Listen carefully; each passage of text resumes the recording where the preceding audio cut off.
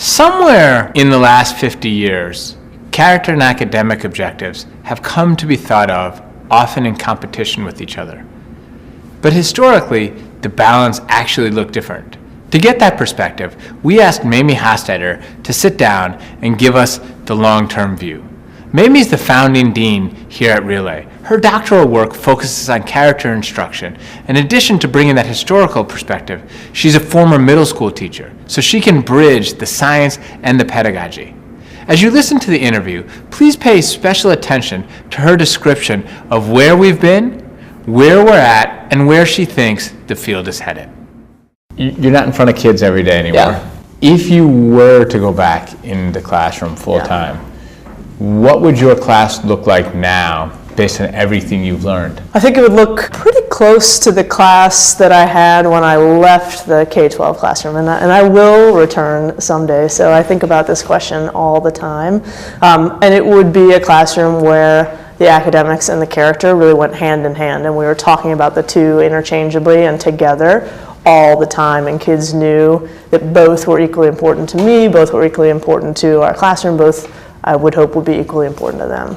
There's a difference between getting kids to understand character from a sort of teacher as sage on the stage talking about, oh, what does grit mean? Oh, where do we see gratitude in this book? There's a difference between getting the kids to understand character and getting them to see it in themselves, strengthen it in themselves, and strive after that as something that they're doing. Instead of just talking about like which character is demonstrating gratitude in this novel and why, getting kids to think about someone for whom they are grateful and writing a letter to that person about why they're grateful for them and what they've done for them over the course of their lives that's made them grateful. How many of those examples can you rattle off that walk across the bridge of knowing to doing, of research to practice? Yeah. Do you have three that you can especially off? If I get to include my my basketball coaching. You can include anything you want. So I think social intelligence built through a seminar-style classroom discussion is a nice, easy move that you can make in almost any classroom that I was doing much better toward the later part of my teaching, making that explicit. So that was actually something that I learned from my mentor teacher at Deerfield, really helping kids to see that discussion was both about presenting their ideas and appreciating hearing others' ideas. And so we often talk about that in a more academic sense as, habits of discussion or college level speaking skills, right? But it's really at its heart social intelligence.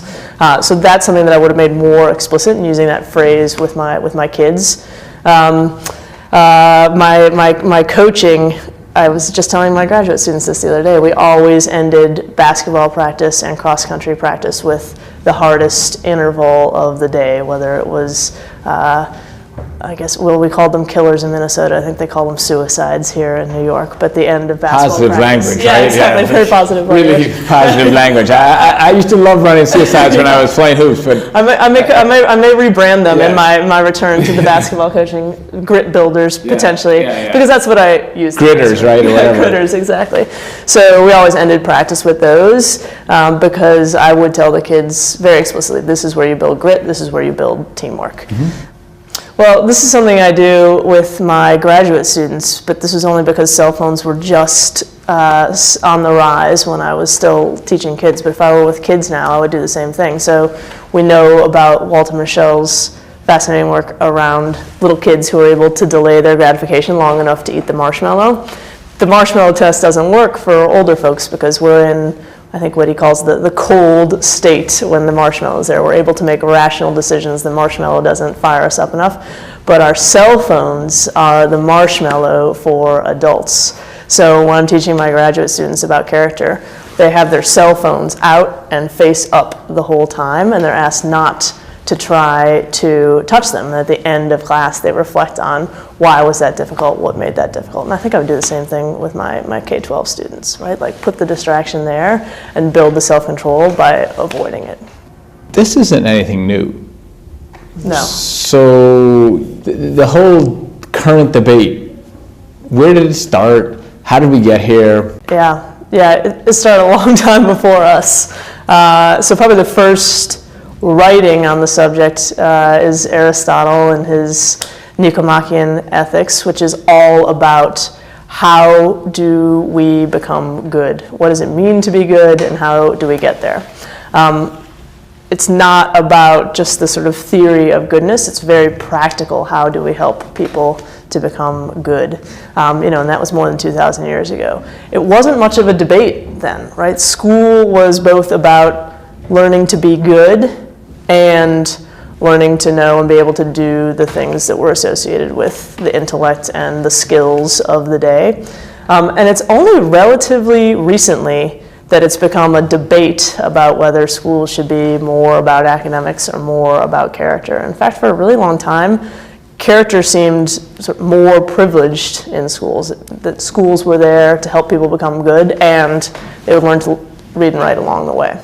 So where did the debate come from? Where did the bifurcation come from? Yeah, well, it depends a little bit on the scholar that you're talking to. Some people think the Industrial Revolution made schools more about producing workers, and workers had to have some kind of sense of civic right and wrong, but really they had to be able to do the sort of rote tasks required of workers. So some people say that's where schools started to be about something more, or a lot more, than character and ethics and values and the things that were really privileged in schools before that.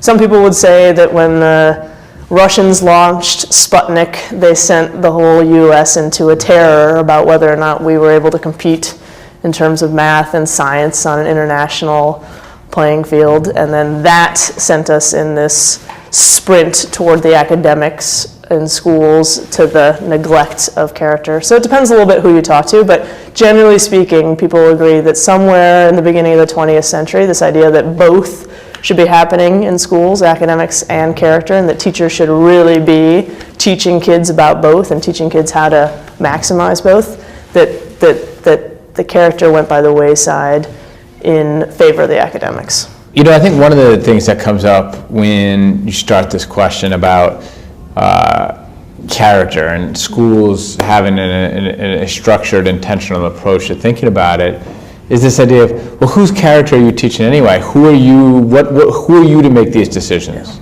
I think it's a really fair question, especially when you think about how character's been taught in schools, particularly in this country, sort of prior to the 20th century. Character was sort of synonymous for morals, and particularly Christian morals of a certain group.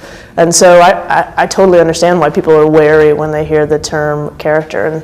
And who's to say that 200 years from now people won't be saying, oh, grit and gratitude and joy and social intelligence, those are the wrong things to be teaching kids. But I've yet to meet an adult, a parent in particular, who thinks that grit and joy and gratitude and social intelligence are things that they wouldn't want their kid to learn. And so I think we have to do the best that we can with the values that are really common to so many of us today, and do our best to instill those in our kids, while being mindful of the fact that values change over time and over context, and we want to be thoughtful about whose values we're teaching to anyone's children. 5 years from now, what do you think is going to look different about the way you think about it? I think we're going to have a much better sense of what it takes to really help kids grow with respect to social intelligence or grit or joy. And so we're going to be able to be much more helpful to teachers in the very particulars of how do you teach kids about this, how do you give opportunities for kids to grow, right? You asked me this great question about what are the 5 things that you would do immediately upon returning to K-12, and I had a few at the tip of my tongue, but it's hard to come up with these things. And as of yet, there's very little research suggesting that any one of the things that I named actually contributes to kids' character growth, right? I got a pretty good gut sense. I've got some anecdotals that I'd love to talk about, but I don't have any hard evidence that any one of those things actually helped a kid to become more gritty or more grateful or more joyful. And so I think we'll have more of a sense of that in 5 years, and we'll really be able to give graduate students very concrete tools for helping them to do this work with their kids.